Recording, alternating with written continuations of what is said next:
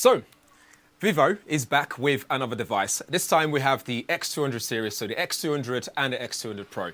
For the sake of this video, I'm going to be concentrating on the Pro version because this is the one I'm super interested in. It's got a great camera. You're talking 200 megapixel periscope telephoto camera, and having used it so far, it's fantastic. It's impressive.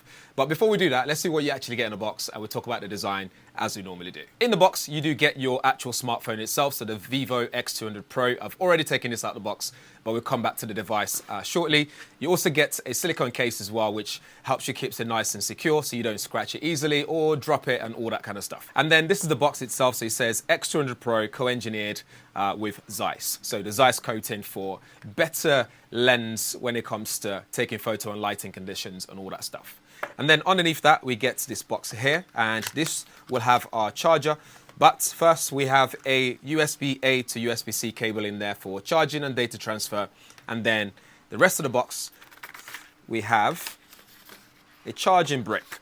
And this is the charging brick itself. I'm just going to take this bit off here. So we see it in white, and this is fast charge from Vivo, and this supports 90-watt fast charge as well. So out of the box, fast charge, really good. And this is 3-pin as well for the UK folks. And inside here is where you'd normally have your silicone case, which I've already unboxed and taken out. And then underneath that, we get some booklets in there to keep secure because that's your warranty information and so on. So that side, we get a closer look at the device itself, as you can see there. So this is the titanium version. Also available is the black. You get the blue variant as well, but this one, the titanium one, looks really good. On the side, so we look at this rim around it. This is all nicely done in this aluminium sort of brushed metal material, which looks really good, and I'd say premium as well.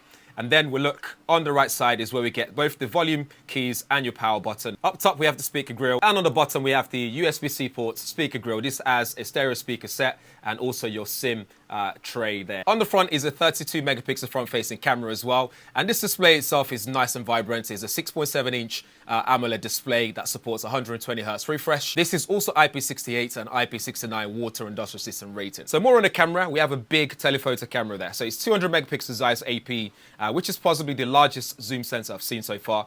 It has an aperture of f2.67, and there's a 50 megapixel size true color main camera with Vivo collaboration with Sony. So we have the Light 818 sensor in there at f1.57 and a 50 megapixel ultra wide angle camera at f2.0.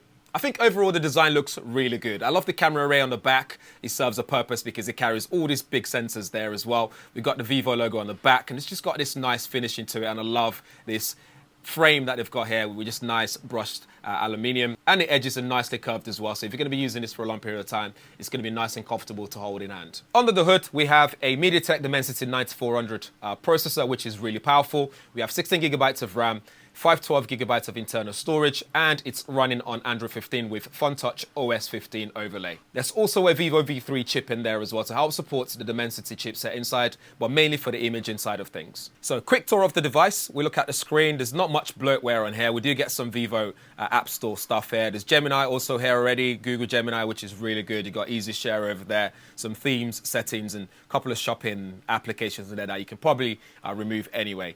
But if we go into settings, this is where things should get interesting in terms of what we can actually do with this. So we scroll down, we go to display and brightness settings. You got dark mode option available, eye protections there as well. And then we look into your screen resolution. So we can go all the way to 2800 by 1260, which gives you that UHD clearer image. And then if we go back, we also get screen refresh option here. So you got smart switch, which means you automatically switch things for you. You got the standard mode at 60 Hz, and you got the high refresh mode, which is 120 Hz. Probably better just to leave it to smart switch, so then when you're gaming, it will switch accordingly. And when you're not gaming, it will also switch to standard or something so that you save your battery. In sound settings, you have the option for audio super resolution and super audio as well. Again, just to help enhance the audio quality. And then if we go into about phone settings, we can see some of the system information there in case you want to find out more. Generally, the Vivo X200 Pro is very fast. It just works really well. So fluid, looks really good. The display is nice and vibrant as well, and it's very sharp. Running some benchmark scores, so we look at the CPU score, we can see 2616, and multi-score is 7653. And then we go to our GPU, so we look at the Vulkan score, so 24,496. And then if we go back out, and we look at the OpenCL score, it is 19,754. On 3D Mark for wildlife, it just maxes out, so it's super powerful. And in fact, a lot of this benchmark as well just ran really quickly, showcasing how fast and powerful that MediaTek Dimemsity 9400 is. So when it comes to things like gaming, general browsing, watching movies, all that kind of stuff, this is no issue at all for this device. It's capable, more than capable, of doing those things. Where you're probably more interested is when it comes to the camera quality. So let's talk about the user interface. So when we go into camera mode, we start with the more side of things. There's a reason for that because there's a new menu in there. So when we look at the more mode, we have stage mode, which allows you to shoot nice, rich images of stage performances. So it controls the lights accordingly, which is really good. And then we've got things like portrait video. So it just gives you nice bokeh effect in your videos.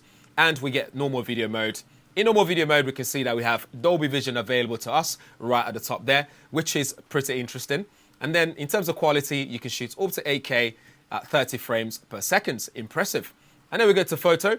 In photo, we can shoot 0.6, 1x, 2x, 3.7, and 10x as well. If we tap that 1x, we can switch between different focal lengths as well. So this is really cool. So we can do 35mm straight out of there. Again, really cool to have that in there already. Then we have our portrait mode as well, which stretches the whole screen. And the reason for that is we are already in 135mm focal length. Again, this is really cool and it's really sharp as well. So it's taking full advantage of that 200 megapixel telephoto lens. And then we have 85mm mode, we got 50, and we got 35, and we can use 23 as well. We go into landscape mode. This is new on here, which is just allows you to shoot things a lot better in terms of your landscape photography. For example, we have that perspective settings there. So if we tap that up top, it just allows you to make sure you layer things properly. So when it comes to the perspective of your landscape shot, this will look really good. And then we got snapshot mode as well. So this looks really good. It's taking some really good shots, whether it's low lights, for example. This looks fantastic. The shots are detailed, just nice and sharp and no issues at all. I love the results I was getting on this device. And then we go across again, you see the Christmas tree there in ultra wide mode. Shots are very, very detailed. It just looks good. Even when you zoom in, you can still use the shot on the screen. And oh man, it just looks really good. It's taking really good shots there. And then the video mode is good as well, whether it's low light, whether it's not low light. It just shoots really good video shots as well. I'll leave all the samples on the screen so you guys can see exactly what sort of stuff you're going to be getting.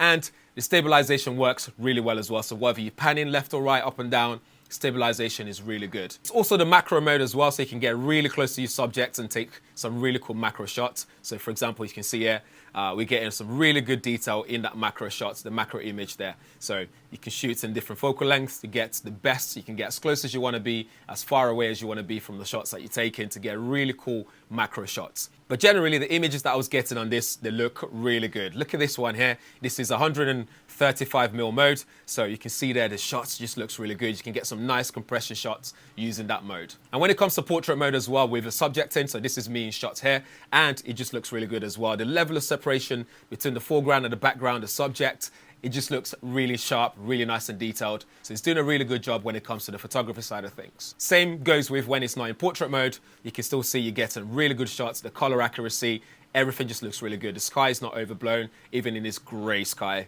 shots that we have here. Selfie camera as well looks really good. As you can see there, the skin tone looks accurate. It's not too blurry or anything like that in terms of the skin tone smoothing. It looks really good. The separation is good there as well. So bravo, they've done a good job.